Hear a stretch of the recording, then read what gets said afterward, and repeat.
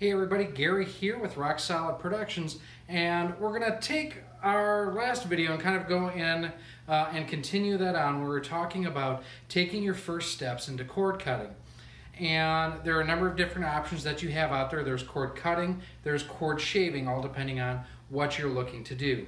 As I mentioned in our previous video, I've actually shaved the cord thanks to my internet service provider who actually provides me with basic cable channels with my regular internet connection that we have. So as I mentioned the other day, I can go down to live TV channels, and this is pulling in off of my HD Home Run, which is just a super outstanding little device. We're running on a NVIDIA Shield TV, the 2017 edition, so it is the latest and greatest here. So as you can see, I'm pulling in off of my local affiliate here. This is Fox 5527 out of Central Illinois where I live, and we're getting the Big Bang Theory. Picture looks great, sound is great, everything is wonderful there. But if I wanted more than just my local channels, I still need some kind of provider. So I've been going through and checking out some of the different services, and the first one that I decided to try out, I'm going to step over to the other side of the set here, is Sling TV. Now, one thing about Sling TV is the fact that it is owned and operated by Dish Network. So you're not really getting away from the big telecom companies, you're just going to a different division, really. Sling TV is really unique depending on what you need for programming. It may be your ideal solution. They have plans that start as low as $20 a month right now. And I'm going to go on to Sling into the app itself.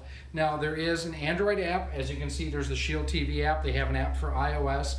One platform that they do not have an app for right now, the PlayStation. There is no Sling TV app right now. I'm sure that has something to do with the fact that Sony has their own competing service. Now as we can see here, we have a very traditional type of menu here where you can see what's on right now. You can go to a regular guide. This is your typical grid guide that if you're coming from any existing pay TV service, you're probably used to. Now with Sling TV, they have two different tiers of service. They have the blue, and I'm going to go to the very bottom here, and they have the orange. And each bundle has their own channels in there. Right now, I'm currently on a 30-day trial period with Sling TV. It was one of the promotions, actually, that was running when I bought my Shield TV. So what's nice on here, again, is you do have a very traditional type grid guide. You can utilize Chromecasting if you do have a Chromecast.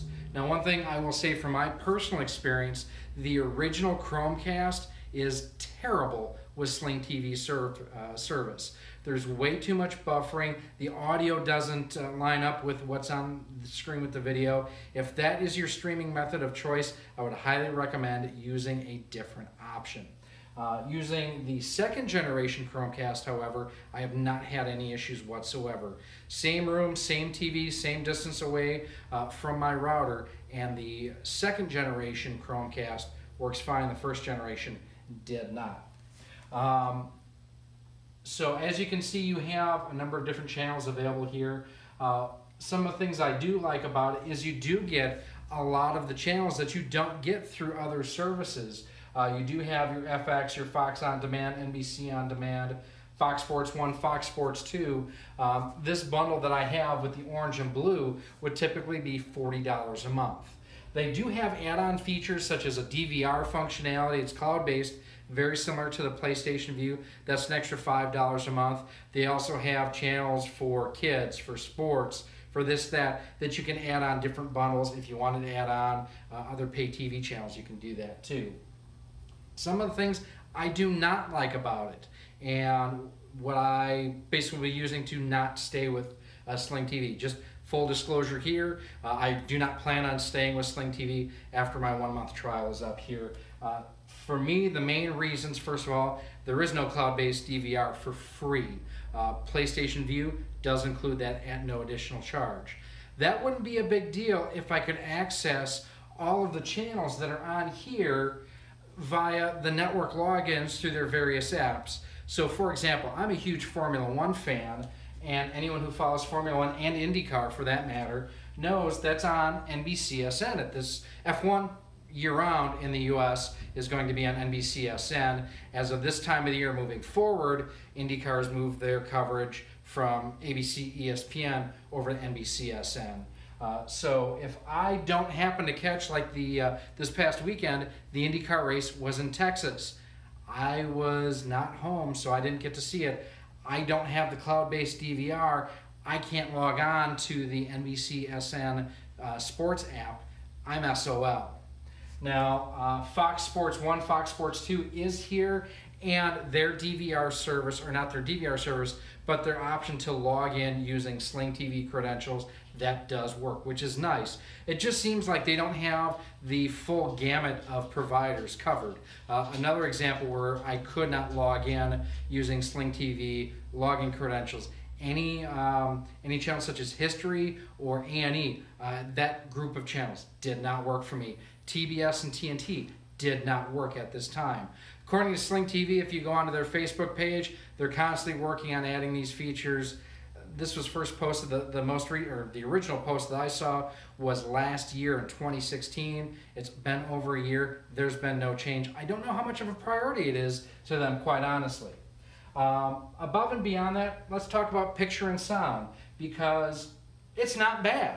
We'll go here to, this is the Formula E Championship race from Fox Sports 2. And there we have, you can see it loaded pretty quickly. I can bring up my menu underneath here and I can kind of see what's coming on next. I can go to my channels, about, entertainment, sports. So the on-screen functionality is pretty nice. You can pause and rewind some channels. Like last night I was watching Pawn Stars live as it was broadcast. I was able to pause that. Now I'm willing to bet, and haven't tested it here, it's not going to allow me to pause this. And there, it's not available on Fox Sports 2. So there's limitations like that that really hamper what could be an excellent service from Sling TV. Another reason why I will not be going with Sling TV is cost. Yes, $40 is cheap, but compared to some of the other options out there, my two leading contenders right now, none of these streaming providers, just for you guys so you know, none of them provide local channels in my area. Not a big deal. I'm looking between DirecTV Now and PlayStation View. I'm at either the $30 tier for the PlayStation View or $35 for DirecTV Now. DVR functionality versus no DVR functionality. There's a couple channels different from one to the next. Also, politically, I'm a conservative. You can like, dislike, thumbs up, whatever. It's just what I am. So I like watching Fox Sports Channel. That is not available, or not Fox Sports Channel, Fox News Channel. That is not available on Sling TV. A lot of potential here. I really wish that things would be more finished, as you see here. And as you saw too, I had an issue where the feed just went blank all of a sudden. So exiting out of the app, going back in there now, relaunching Sling TV, and you'll see how fast, slow, and different it comes here. So Sling TV is okay. One of the things I highly recommend is going through Google Sheets. Set yourself up a spreadsheet. What channels are important to you? What channels don't you care about? And use that to determine what's really important to you.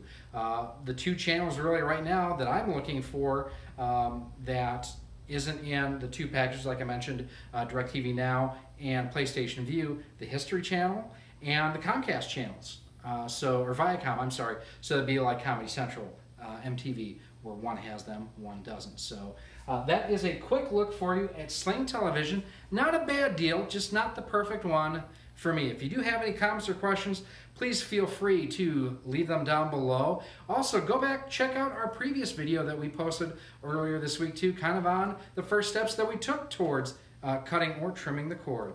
Thanks for watching. I'll see you soon.